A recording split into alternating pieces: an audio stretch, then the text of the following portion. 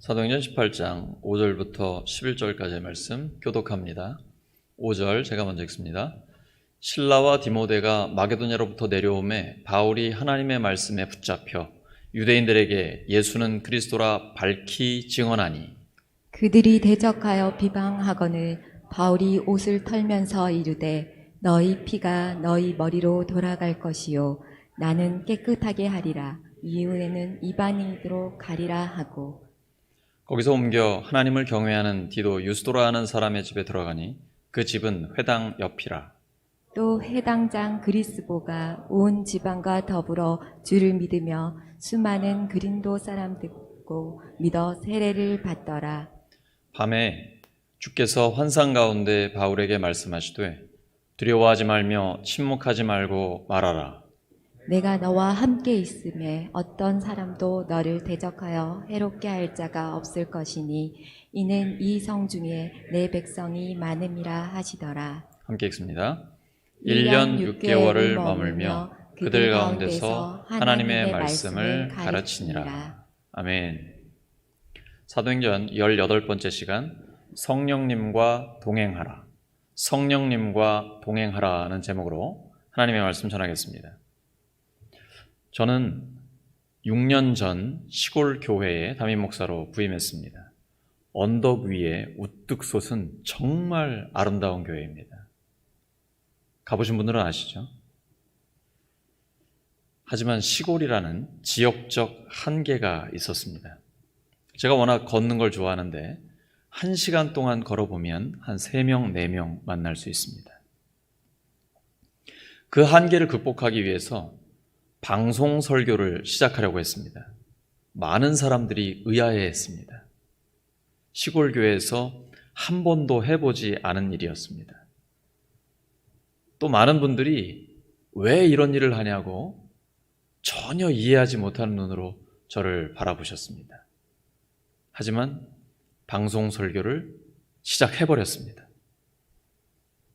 그리고 그 방송 설교의 조회수가 사실 얼마 안 됐습니다. 손으로 꼽을 정도였습니다. 그러니까 성도들이 이런 걸 왜 하냐고 저한테 직접적으로 말씀하시는 분도 계셨습니다. 그래서 제가 직접 조회수를 올렸습니다. 제 설교를 보고 또 보고 그리고 계속해서 보완을 해나갔습니다. 그리고 확신이 들었습니다. 하나님께서 저를 통해 말씀하신다는 확신을 갖게 됐습니다. 최선을 다해 설교를 준비할 때도 성령님이 도우셨고 그리고 강단에 올라서 말씀을 선포할 때도 성령님이 역사하셨습니다. 그래서 저는 근거 있는 자신감을 갖게 됐습니다. 근데 어느 날부턴가 제 방송 설교의 조회수가 급격하게 올라갔습니다. 그리고 제가 울산교회에 오게 됐습니다.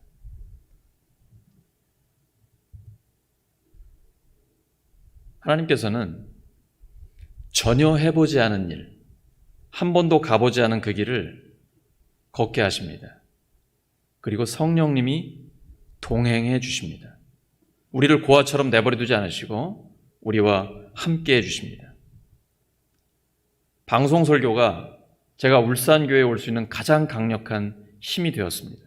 그리고 이렇게 신실하고 헌신적인 성도님들을 만날 수 있게 된 것입니다. 네, 여러분 자부심 가지셔도 됩니다. 진짜 신실하고 헌신적인 성도님들입니다. 옆 사람 축복해 주시기 바랍니다. 진심 어린 눈빛을 가지고 당신은 정말 좋은 성도입니다.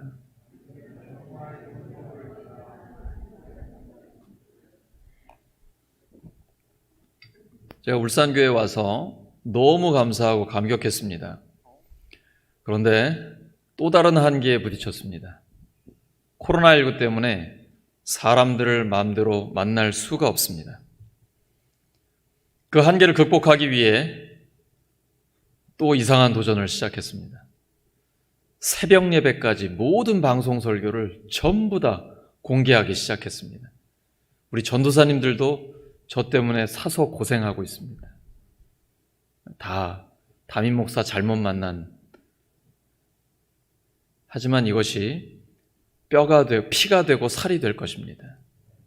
우리는 어떠한 한계에 부딪힌다 할지라도 끊임없이 하나님의 말씀을 세상에 전할 것입니다. 그리고 하나님의 말씀의 씨앗이 떨어지면 반드시 영혼 구원의 역사가 일어나게 되어 있습니다.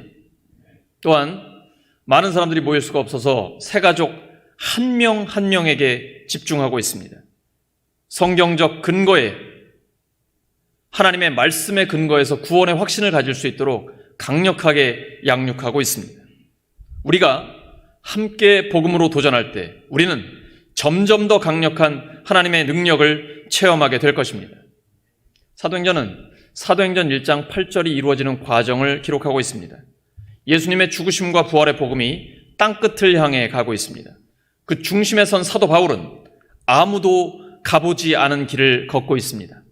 새로운 도시에서 복음을 전할 때 구원받는 자들이 생기기도 하지만 핍박하는 자들도 있습니다. 하지만 그는 계속해서 복음으로 세상에 도전하고 하나님께서는 그를 보호해 주시고 지속적인 승리를 주셨습니다.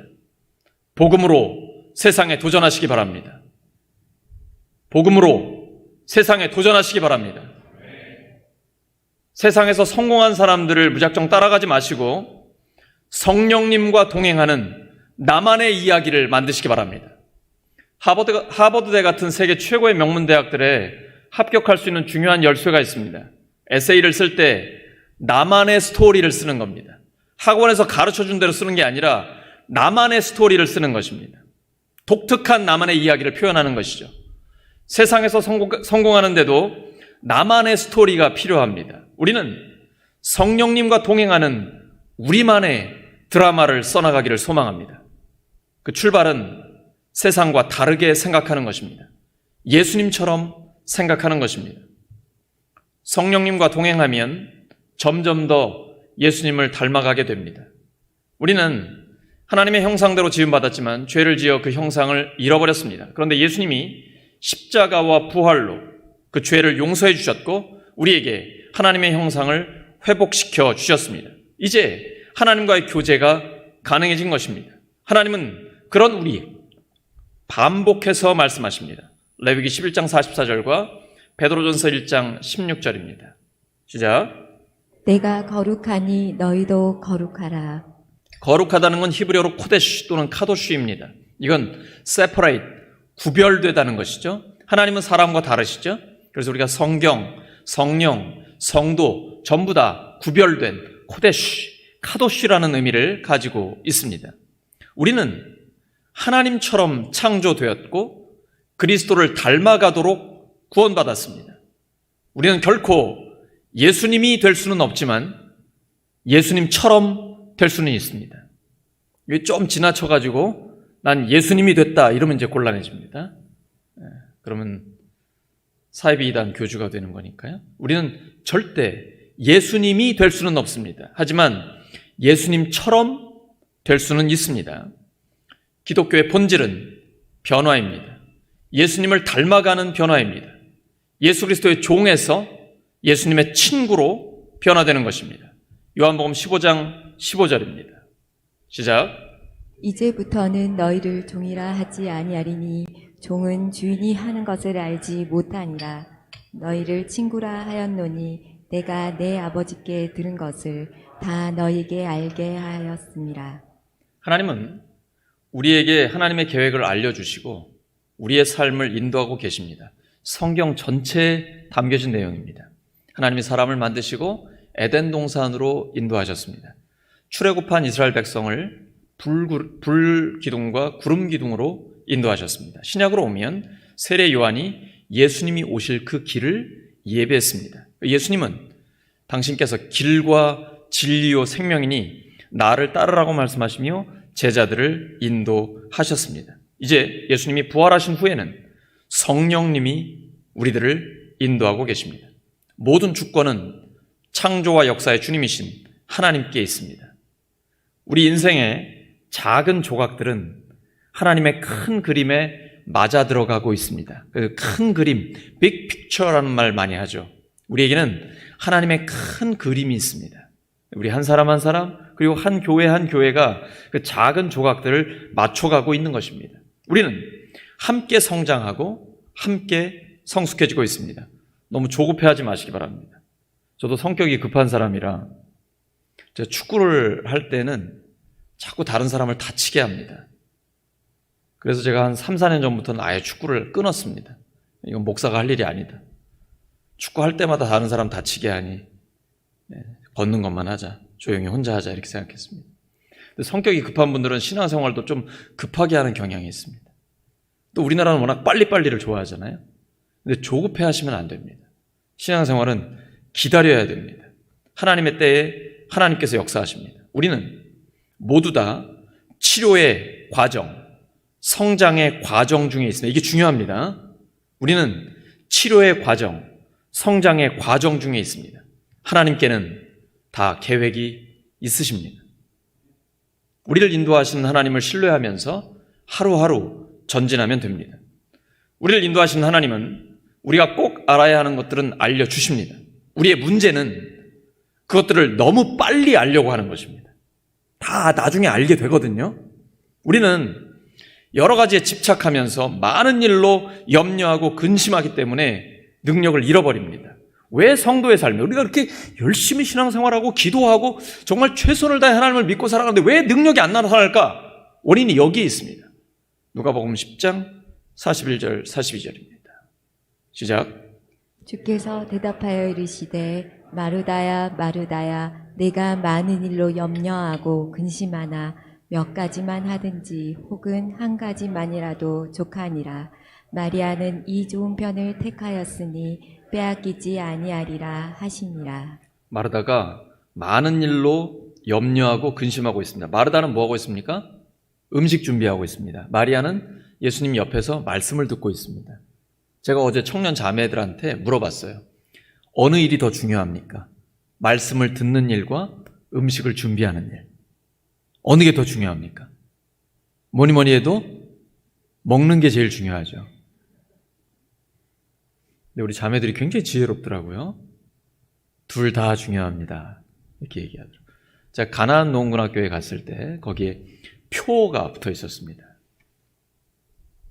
먹기 위해 일하지 말고 일하기 위해 먹으라.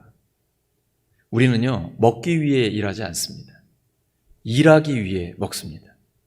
그러다 보니까 제가 설교 준비를 하다 보면 배가 부르면 이 설교 준비가 잘 안 되더라고요.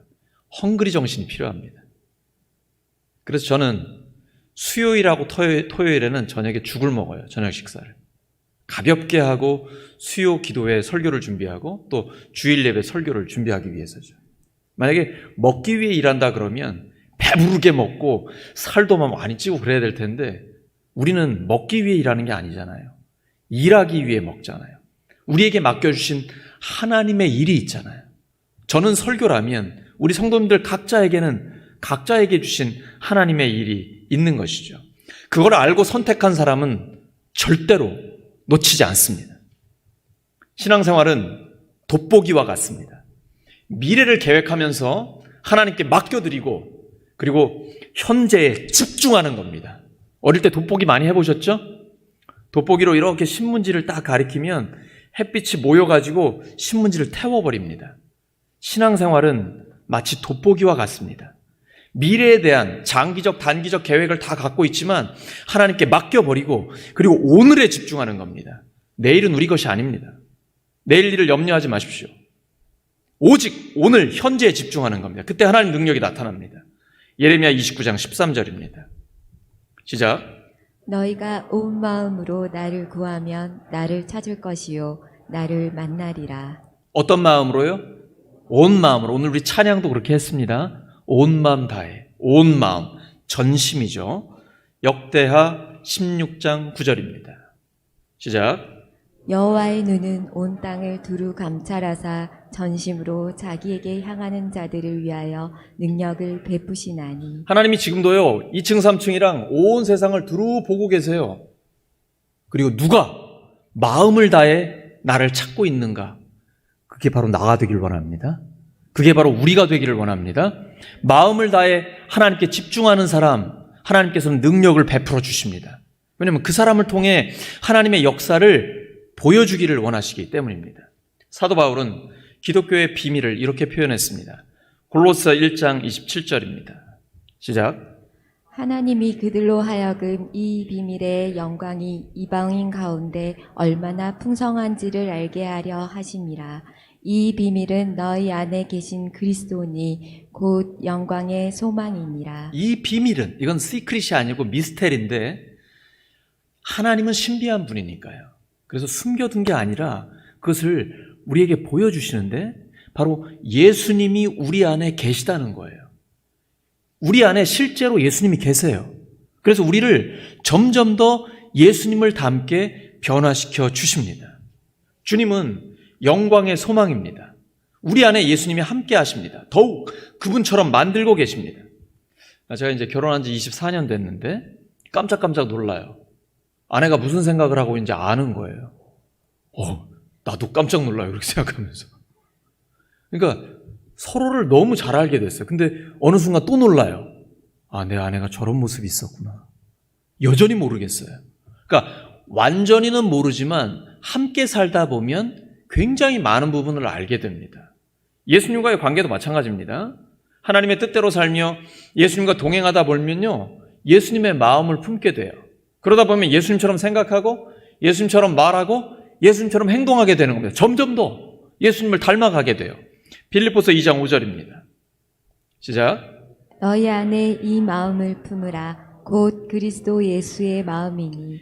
예수님과 동행하다 보면 자연스럽게 예수님의 마음을 품게 됩니다. 그러면 바울처럼 고백할 수 있게 됩니다. 빌립보서 1장 21절입니다. 빌립보서 1장 21절 시작. 이는 내게 사는 것이 그리스도니 죽는 것도 유익함이라. 어제 20대 자매들한테 그랬습니다. 죽는 게 훨씬 더 좋아. 예수님 믿고 사는 것도 좋지만 참 결혼도 안 한 자매들한테 내가 얘기하기엔 좀 부담스럽다. 하지만 죽는 게 훨씬 더 좋아. 왜냐하면 하나님과 더 가까이 있거든. 그리고 예수님이 다시 오시면 완전히 좋아. 그러니까 예수님 믿는 건 살든지 죽든지 다 좋은 거야. 이게 성경의 가르침이에요. 이게 실제로 그런 거거든요. 오늘 본문은 바로 그 바울이 아테네에서 서쪽으로 이동해가지고 고린도에 도착한 이야기입니다. 여기서 말도 많고 탈도 많았던 고린도 교회 개척 이야기가 시작이 됩니다. 고린도는 우리 울산처럼 항구가 있었습니다. 고린도에는 2개가 항구가 있었는데 부유한 상업도시이고 예술의 중심지고 성적인 방종으로 유명한 도시였습니다. 영어 사전에 Corinthians라고 찾아보시면 방탕한 이런 의미입니다. 그 정도예요. 사람들이 많이 모이는 곳에는 죄도 들끓습니다. 도시보다는 시골이 훨씬 더 깨끗하고 또 우리가 경건하게 살기에 참 도움이 됩니다. 그러나 그러한 죄가 많고 탐욕이 많은 도시에 하나님의 복음이 선포되면 영혼들이 구원받고 변화되는 놀라운 역사가 나타나게 됩니다.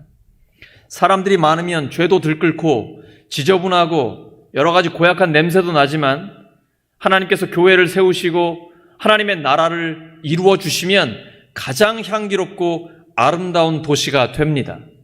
하나님께서 가장 세속적인 도시 고린도에서 놀라운 부흥의 꽃을 피워 주셨습니다. 우리 울산에서도 그 부흥의 꽃을 피워 주실 줄로 믿습니다. 하나님께서 우리 교회를 그렇게 사용하실 줄 믿습니다. 신앙의 부흥은 반드시 말씀의 씨를 뿌린 결과로 나타나게 됩니다. 예수님께서는 씨 뿌리는 비유를 들려주셨죠. 좋은 밭에 말씀의 씨앗이 떨어지면 30배, 60배, 100배의 열매를 맺게 됩니다. 그런데 씨 뿌리기 전에 먼저 할 일이 있습니다. 그게 뭔가요? 자, 우리 촌스러운 도시 사람들, 씨 뿌리기 전에 뭐 해야 됩니까? 밭을 갈아엎어야 됩니다. 네, 하나님께서, 예수님이 이런 말씀하셨죠. 쟁기를 손에 든 자가 뒤를 돌아보는 거 합당치 않다고. 하나님 나라는 쟁기를 들고 뒤를 돌아보면 합당치 않다고 그랬죠. 근데 요즘은 쟁기를 들고 뒤를 돌아봐야 됩니다. 기계로 하기 때문입니다. 쟁기질하는 게 뒤에 달려 있어요. 그래서 밭을 갈 때 보면은 밭을 가시는 트랙터 운전자가 계속 뒤를 돌아봐요. 잘 갈리고 있는지. 하나님의 나라는요, 씨를 뿌리기 전에 먼저 밭을 갈아엎어야 됩니다. 그래야 좋은 땅이 되고 거기에 하나님의 말씀의 씨앗이 떨어지면 그 다음에 하나님께서 놀라운 열매를 맺어주십니다. 그래서 부드러운 마음을 주시라고 먼저 기도하는 것입니다. 시간이 좀 걸립니다. 시골에서 제 아내가 텃밭에 이제 갈아엎고선 두둑을 이렇게 세워주면 제가 거기에 상추씨를 뿌렸습니다. 근데 저는 이게 빨리 나와야 되는데 안 나오는 거예요. 너무 오래 걸리는 거예요. 하지만 비가 오고 온도가 높아지니까 싹이 나기 시작하더라고요. 그리고 쭉쭉 자라더니 엄청난 열매를 맺었습니다. 먼저 마음밭을 갈고 말씀의 씨를 뿌려야 합니다. 우리 자녀들, 학생들, 이웃들과 좋은 관계를 맺어야 됩니다. 내 성격대로 급하게 하시면 오히려 사람을 잃어버립니다. 자녀들, 우리 학생들, 그리고 주변의 이웃들과 먼저 좋은 관계를 이루어야 됩니다. 그래야 좋은 밭이 되고 거기에 말씀의 씨앗이 하나만 떨어져도 놀라운 열매를 맺게 됩니다. 너무 많은 걸 가르치려고 하지 마세요. 너무 많은 정보를 주려고 하지 마세요. 하나님의 말씀은요, 성경이 있고 우리에게 수많은 정보들이 있습니다. 좋은 밭이 되면, 좋은 관계가 이루어지면 딱 하나만 떨어져도 놀라운 열매를 하나님께서 맺어주십니다. 그냥 자극만 주시면 됩니다. 그러면 스스로 성경을 연구하게 됩니다. 기도하게 돼요. 그리고 하나님을 깊이 경험하게 되는 것입니다. 부흥이 일어난 고린도에서 바울은 평생 동역하게 될 아굴라와 브리스길라 부부를 만나게 됩니다. 그 부부는 얼마 전에 이탈리아에서 왔습니다. 로마 황제 글라우디오가 모든 유대인들에게 로마를 떠나라고 명령을 내렸기 때문입니다. 이 강압적인 이주 명령 때문에 어쩔 수 없이 그 지역을 떠나게 됩니다. 이게 나라 잃은 서름입니다. 우리나라가 일제시대에 위안부라든지 징용으로 인권이 짓밟혔던 것과 비슷한 상황입니다. 예수님의 사랑으로 용서는 하지만 잊어버리지는 말아야 합니다. 분명한 역사의식을 갖고 미래를 향해 나아가야 합니다. 이것이 성경적 가르침입니다. 성경적 세계관입니다. 바울은 그 아굴라의 집에 묵으면서 함께 천막 만드는 일을 했습니다. 텐트메이커라고 하죠. 그때 당시에는 성경을 가르치는 교사들이 사례비를 받지 않고 따로 자기 직업을 갖고 있었습니다. 그래서 바울도 그렇게 했던 것입니다. 하지만 이후에는 후원을 받으면서 사역에 전념했습니다. 지금 우리가 풀타임 사역자로 일하는 이유가 거기에 있습니다. 사역에 전념하기 위한 것이죠. 바울은 아굴라 부부와 함께 평생 지속되는 우정을 쌓게 됩니다. 사역자에게 가장 큰 은혜와 기쁨이 있습니다. 그것은 하나님이 준비시키신 훈련된 동역자들을 만나는 것입니다. 제가 그래서 엄청나게 행복합니다. 행복해 보이죠? 우리 교회에 하나님이 준비시키신 훈련된 동역자들이 너무나 많습니다. 그래서 하나님께서 우리 교회를 통해 놀라운 역사 일으켜 주실 걸 확신합니다. 얼마 후에 아굴라 부부가 에베소에 갔을 때 아볼로의 설교를 듣게 됩니다. 이 사람 언변이 뛰어나고 성경에 능통했습니다. 이미 주님의 도를 배워서 알고 있었고 예수님에 관한 일을 정확하게 가르쳤습니다. 하지만 그는 요한의 세례밖에 몰랐습니다. 예수님의 죽으심과 부활의 복음을 믿고 성령 세례를 받는 걸 몰랐던 겁니다. 아굴라 부부가 설교를 듣다 보니까 뭔가 빠졌어. 안고 없는 찐빵 같아요. 핵심을 놓치고 있어요. 그래서 따로 불러다가 그 부분을 설명해 줬습니다. 교회 지도자잖아요. 그러니까 많은 사람들이 있는 데서 대놓고 지적하지 않았어요. 왜냐하면 지도자의 권위를 존중하기 때문이에요. 근데 이것은 그 지도자를 세우신 하나님을 경외하는 마음이 있기 때문입니다. 목사한테 잘하라는 말 아닙니다. 근데 목사한테 잘하면 그 사람은 하나님을 경외하는 사람입니다. 이상하죠? 목사한테 잘하라는 것 같죠? 근데 그게 증거예요. 저는 목회자들에게 잘하는 성도들을 봅니다. 그러면 아유, 내가 대접할 이런 생각 한 적이 없어요. 송구합니다. 몸둘 바를 모르겠어요. 제가 뭔데 나이도 어린 저한테 이렇게 목사님 하면서 성심성의껏 섬길까? 그거는요, 그분의 중심에 하나님을 사랑하는 마음, 하나님을 경외하는 마음이 있기 때문이에요. 지금 아굴라 브리스길라 부부도 마찬가지예요. 복음을, 그 핵심을 놓치고 있는 것을 따로 불러다가 설명을 해줬어요. 이처럼 아굴라 부부는 하나님 나라를 위해서 바울의 강력한 동역자가 되었습니다. 바울은 그 부부를 이렇게 표현합니다. 로마서 16장 3절과 4절입니다. 시작. 너희는 그리스도 예수 안에서 나의 동역자들인 브리스가와 아굴라에게 문안하라. 그들은 내 목숨을 위하여 자기들의 목까지도 내어놓았나니 나뿐 아니라 이방인들의 모든 교회도 그들에게 감사하느니라. 바울의 목숨을 위해 자기 목숨까지 내놓으려고 그래요. 이건 바울 개인에 대한 충성이 아니에요. 하나님 나라에 대한 충성이에요. 그러니까 동역자기 때문에 우리 알잖아요. 복음을 위해 우리는 동역자다라는 확신이 있잖아요. 이게 성령의 교통하심이거든요. 헬라어로 코이노니아. 우리가 함께 이렇게 예배를 드리다 보면 우리 가운데 성령의 교통하심이 있거든요. 그러니까 우리 함께 하나님 나라를 위해 희생하고 섬기고 하나님 영광 위에 같이 살아가자, 그런 마음이 있는 거예요. 바울은 안식일마다 고린도에 있는 회당에서 토론을 벌이고 유대인들과 그리스도인들을 설득하려고 노력을 했습니다. 그때 바울의 일행인 실라와 디모데가 마케도니아에서 고린도로 내려왔는데 그 뒤로 바울은 오직 말씀을 전하는 일에만 힘썼습니다.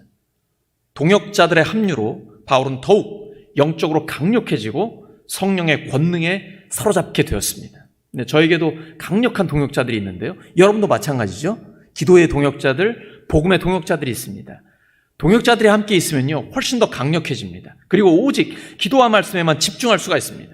바울은 유대인들이 그토록 오랫동안 기다려온 메시아가 바로 예수 그리스도임을 밝히 증언했습니다. 하지만 유대인들 중에는 바울의 복음에 반대하며 욕설을 퍼붓는 사람들이 있었습니다. 바울은 항의하는 표시로 그의 옷에서 먼지를 떨어버렸습니다. 그것은 더 이상 자신에게 책임이 없다는 의미, 상징적 표현이었습니다. 그리고 그들에게 단호하게 말했습니다. 여러분이 멸망당하면 그것은 오로지 여러분의 책임이지 나의 잘못은 아닙니다. 이제 나는 이방인들에게로 가겠습니다. 바울은 구원의 말씀이 얼마나 가치 있는지 아는 사람들에게 그 말씀을 전했습니다. 우리에게 그 구원의 말씀이 임했습니다. 감동이 별로 없으시군요. 우리에게 그 구원의 말씀이 임했습니다. 바울은 거기를 떠나서 회당 바로 옆에 있는 디도 유스도의 집에 가게 됩니다. 그리고 회당장 그리스보는 그의 온 집안 식구와 함께 주님을 믿는 신자가 됐습니다. 또한 많은 고린도인들이 바울의 말을 듣고 믿어서 세례를 받았습니다. 이제 고린도 교회가 세워진 겁니다. 그 음란하고 부유한 도시에 교회가 건강하게 세워지기 시작한 겁니다. 그러던 중 어느 날 밤 환상 가운데 주님께서 바울에게 말씀하셨습니다. 오늘 본문 9절과 10절입니다. 오늘 본문 보시기 바랍니다. 9절과 10절 시작. 밤에 주께서 환상 가운데 바울에게 말씀하시되 두려워하지 말며 침묵하지 말고 말하라. 내가 너와 함께 있음에 어떤 사람도 너를 대적하여 해롭게 할 자가 없을 것이니 이는 이 성 중에 내 백성이 많음이라 하시더라. 하나님 말씀입니다. 두려워하지 말며 침묵하지 말고 말하라. 내가 너와 함께 있으니 아무도 너에게 손을 대어 해하지 못할 것이다. 이 도시에는 나의 백성이 많다. 바울은 자기 인생의 중대한 시점에 하나님의 위로, 하나님의 임재, 그리고 하나님의 동행하심을 깊이 경험하게 됐습니다. 그런다고 어려움이 없느냐? 아니에요. 유대인들은 로마 권력을 이용해서 바울을 재판에 넘겨버립니다. 하나님 약속하셨는데 왜 이런 일이 나한테 일어나는 거예요? 일어난다니까요. 근데 하나님이 약속을 지키십니다. 그때 총독 클라우디오는 이 문제는 정치적인 문제 아니라는 걸 알게 됩니다. 한눈에 꿰뚫어 보죠. 정치 지도자는 그런 게 있잖아요. 안목이 있지 않습니까? 그래서 이건 내가 관여할 일 아니다. 너희들의 율법의 문제고 신앙의 문제면 너희들이 알아서 해결하라. 그러면서 바울이요, 거기서 그대로 풀려나게 됩니다. 고린도에 있는 동안에 많은 대적자들이 바울을 해코지하고 그를 죽이려고 핍박하지만 하나님은 약속하신 대로 보호해 주십니다. 바울은 동족의 끊임없는 핍박에서도 흔들림 없이 전진했습니다. 그 힘이 어디에서 나올까요? 하나님의 위로와 약속에서 나왔습니다. 사실 바울은 고린도에 도착했을 때 두려워하고 심히 떨었습니다. 바울도 사람입니다. 우리랑 똑같습니다. 고린도전서 2장 3절입니다. 시작. 내가 너희 가운데 거할 때 약하고 두려워하고 심히 떨었노라. 인간적으로는 힘들지만 거기에 머무를 수 없는 겁니다. 솔직히 설교자는 강단에 올라설 때 떨립니다. 왜냐하면 하나님의 말씀을 전해야 하기 때문입니다. 하지만 떨고 있을 수는 없지요. 하나님이 저를 부르시고 세우셨으니 담대하게 하나님의 말씀을 선포해야죠. 바울도 마찬가지입니다. 실제적 핍박이 있고 너무나 힘들지만 하나님의 말씀을 담대하게 선포했습니다. 왜냐하면 하나님의 약속이 있거든요. 내가 너와 함께한다. 내가 너를 보호한다. 라는 약속 때문이에요. 그리고 고린도에는, 울산에는 하나님의 백성이 많다라고 말씀하셨거든요. 이미 예수님을 믿고 구원받은 하나님의 백성이 많았고, 그리고 복음을 듣고 하나님의 백성이 될 사람들도 많았습니다. 울산도 마찬가지입니다. 하나님의 말씀이 그렇게 이루어지게 되는 것입니다. 그래서 바울은 새롭게 얻은 확신을 가지고 1년 6개월 동안 고린도에서 하나님의 말씀을 가르쳤습니다. 그리고 그 음란하고 부유한 도시에 교회가 세워지게 됩니다. 예루살렘, 안디옥에 이어 초대교회의 세 번째 전초기지가 세워지게 된 것입니다. 그리스도인들을 만들어내고 이제 견고하게 하는 데에 그 이후의 삶을 살게 됩니다. 하나님의 사람도 어려움을 당할 때가 있지만 하나님의 약속대로 하나님은 우리를 보호해 주십니다. 비록 바울이 적대자들에게 고소를 당했지만 하나님은 약속대로 어떤 사람도 그를 해롭게 하지 못했습니다. 그리고 이제 그 이후에 겐그레아에 가서 바울이 머리를 깎았습니다. 왜 깎았을까요? 바울은 하나님의 약속이 이루어진 것을 확인하고 하나님께 감사를 드린 것입니다. 자신이 고린도 사역 전체를 통해 해를 당하지 않고 안전하게 보호받은 것에 대한 감사입니다. 마치 나시린처럼 자기의 머리털을 밀었던 것입니다. 오늘 말씀 정리합니다. 하나님의 말씀은 성령의 검으로 공격 무기입니다. 침묵하지 말고 말해야 합니다. 하나님의 진리를 아는 사람이 진리를 모르는 사람에게 침묵하는 것은 부끄러운 일입니다. 침묵해서는 안 됩니다. 복음, 하나님의 진리의 말씀을 담대하게 선포해야 합니다. 하나님은 우리와 함께 하시며 우리를 보호하십니다. 성령님과 동행하는 삶에 능력이 있습니다. 성령님과 동행하면서 점점 더 예수님을 닮아가는 우리 모두가 되기를 예수 그리스도의 이름으로 축원합니다. 함께 기도합니다. 하나님 아버지 감사합니다. 저희들에게 성령의 검, 하나님의 말씀, 예수님의 죽으심과 부활의 복음을 주시니 감사합니다. 저희들 침묵하지 않고 말하겠습니다. 하나님 약속하신 대로 저희들을 보호해 주시옵소서. 성령님과 동행할 때 점점 더 예수님을 닮아가는 저희 모두가 되게 하여 주시옵소서. 예수 그리스도의 이름으로 기도드립니다.